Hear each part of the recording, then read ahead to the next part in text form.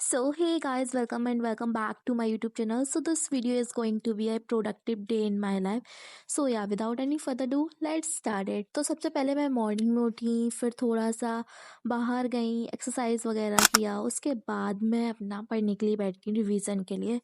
मैं यहाँ पर अपने बॉटनी के जो नोट्स थे वो रिवाइज कर रही थी, sexual reproduction in flowering plant वाले चैप्टर के।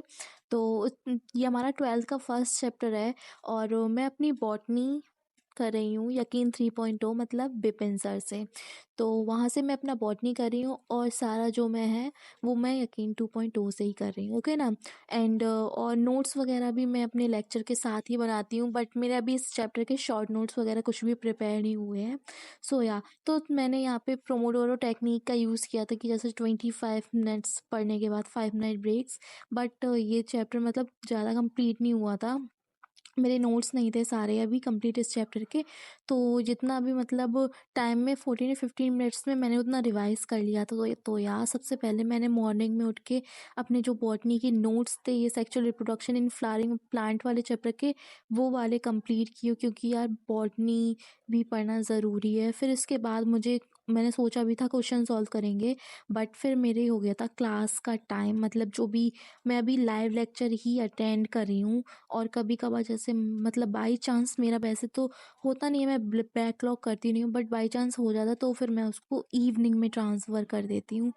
या अभी मैंने मतलब वही जो नोट्स थे अपने क्लास नोट्स वही रिवाइज किए थे इतने टाइम में सुबह मॉर्निंग वाले में। या गाइस अभी मतलब मैंने 14 मिनट में अपना मतलब 14 मिनट तक हो गया था मेरा टाइमर। फिर उसके बाद मेरा ये चैप्टर भी यहाँ तक पॉलीन्यूट्रिएशन तक कंप्लीट था, तो मैंने वहाँ तक रिवाइज किया। उसके बाद मैंने अपनी ग्रीन टी पी, क्योंकि इसके बाद हमें लेनी थी हमारी सारी जो ऑनलाइन लेक्चर्स होते हैं वो। बट मैंने उसका क्लिप इसमें मतलब अटैच नहीं किया है, वरना वीडियो बहुत ही ज़्यादा लॉन्ग हो जाता। तो इसके बाद मैंने इवनिंग के टाइम फिजिक्स का रिवीजन किया था। तो फिजिक्स का रिवीजन देखो मैं बताती हूँ मैं कहाँ से कर रही हूँ। तो यकीन 2.0 में ही सर मतलब अपना रिवीजन लेक्चर अपलोड कर रहे हैं। डेली नहीं करते हैं, लाइव लेक्चर ही होता है, तो आप उसको अटेंड करके एक बार देखना। मुझे तो उससे बहुत ही ज़्यादा बेनिफिट हो रहा है, क्योंकि सर पूरा इतना अच्छे से कॉन्सेप्ट क्लियर कर रहे हैं। तो कहीं और किसी बैच में जाने की कोई भी नीड नहीं है, और मैं किसी और बैच को फॉलो भी नहीं कर रही हूँ। मैं सिर्फ यकीन 2.0 को ही फॉलो कर रही हूँ, प्लस को भी फॉलो नहीं कर रही। बस जो सर असाइनमेंट देते हैं उनको कंप्लीट करो, और जो सर एक्स्ट्रा लेक्चर देते हैं आपके बैच में वो वाले आपको कंप्लीट करने हैं। आपको किसी दूसरे वाले बैच में से जाके नहीं पढ़ना है, ओके ना।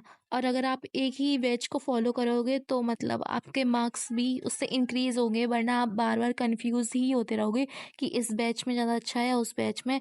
तो इसलिए आप लोग प्लीज़ प्लीज़ प्लीज़ एक ही बैच को फॉलो करें, और अपना रिवीजन टाइम टू टाइम करें। और मतलब डेली अपना रिवाइज करना है, जो भी आपने पढ़ा है वो अपना डेली रिवाइज करो। अपने शॉर्ट नोट्स ज़रूर बनाओ, फिजिक्स में फार्मूला शीट या शॉर्ट नोट्स टाइप का आपको ज़रूर बनाना, बिकॉज जिससे आपका जो चैप्टर आपको रिवाइज करते हैं ना वो बहुत ही जल्दी रिवाइज हो जाए। तो उसके लिए ये चीज़ें बहुत ही ज़्यादा इंपॉर्टेंट होती हैं। तो आप लोग को ये वाली चीज़ ज़रूर करनी चाहिए कि या फिर आप फार्मूला शीट बनाओ या फिर अपना शॉर्ट नोट्स रेडी करो। तो मैं तो अभी बना ही रही हूँ।